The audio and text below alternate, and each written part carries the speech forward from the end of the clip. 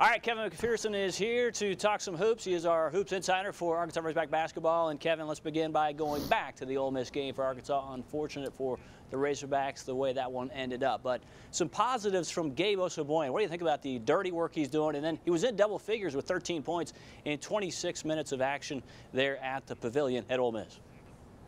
Yeah, Gabe is starting to round his game a little bit better for what Arkansas needs from that 4 spot, I think. If you look at Arkansas's last 7 games, twice he's had career highs in rebounds. Then he had his career high in scoring against Ole Miss. And, you know, he helped Arkansas. He was real big in their lone conference win in the SEC opener. That seems like forever ago since they've lost 4 in a row. But, you know, he had 7 rebounds in that game and played 22 minutes and was really big down the stretch.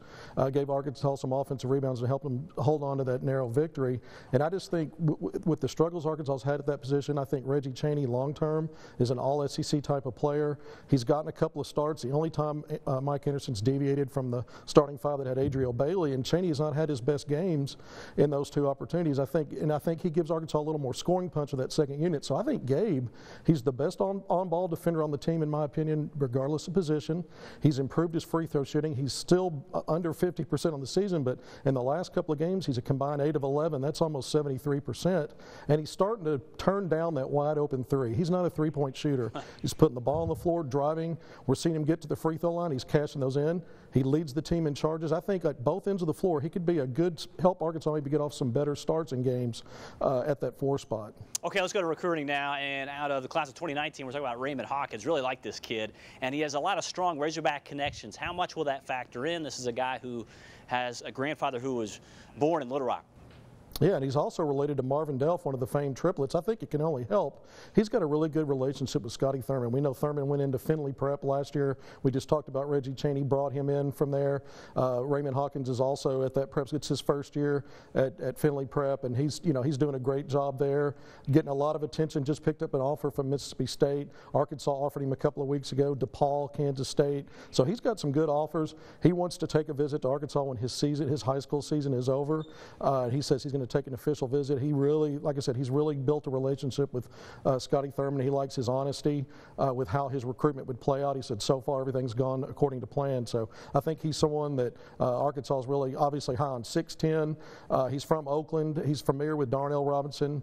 He's also got ties to him, the former McDonald's All-American that played for Arkansas. So a lot of ends already for Arkansas with Raymond Hawkins.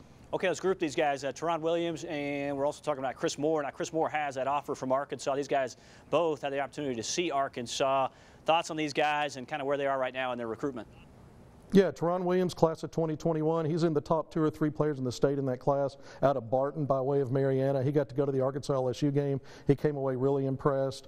He likes the family atmosphere at Arkansas. Arkansas hasn't offered, but he's got Oklahoma State and TCU offers. Arkansas is very interested. Chris Moore, we know he's got a hog offer. He was able to attend the Ole Miss Arkansas game. He's got offers from both of those schools, but he was there with Matthew Morrell out of Memphis Whitehaven, another 4-star in that 2020 class. He's friends with him. They were both at Arkansas Ole Miss over the weekend. Okay, what about Umar DoAra? I understand he's had the opportunity to talk to some of the Hog coaches.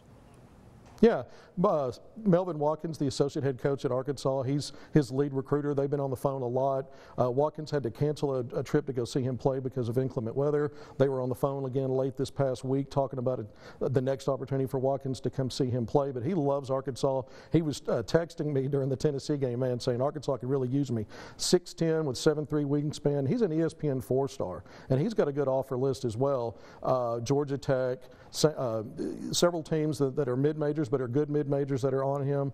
But I think Arkansas is in great shape with him if they can ever get him on campus and get to a point of offering him. But he tells me he thinks he can make Arkansas great again. So you know he likes the Hogs. We'll see where that leads. You know, let's close with this. Just big picture in terms of recruiting right now, looking long-term, because in the short term, a lot of issues right now to shore up if you're Arkansas under Mike Anderson in his 8th season with the Razorbacks. But looking long-term, you know, there's always that factor of do they go out, get a grad transfer, and looking down the road, I mean, where are they right now in terms of the type of guy they're trying to get in terms of recruiting?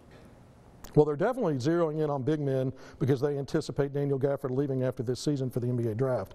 So we've seen that, and we talked about Hawkins and DoAra as part of that plan. I think Javon Franklin out of Little Rock Parkview, 6'7", combo forward who's added a lot of perimeter skill to his game. Unfortunately, he injured his leg, broke his leg, and he's out for this season. But he's going to have now 3 years eligibility at the D1 level because he's sat out this year at Holmes Community College. But he's a guy that I think will help Arkansas. We see where some of the problems are at that combo 4 spot with Bailey and maybe Gabe not having as much perimeter skill. I think Javon Franklin can bring that to the table, and he's wanting to visit Arkansas soon, maybe later this month, but probably in February. All right, good stuff as always from Kevin McPherson, our Hoops Insider. Much more from him on Hogville. Back with more after this.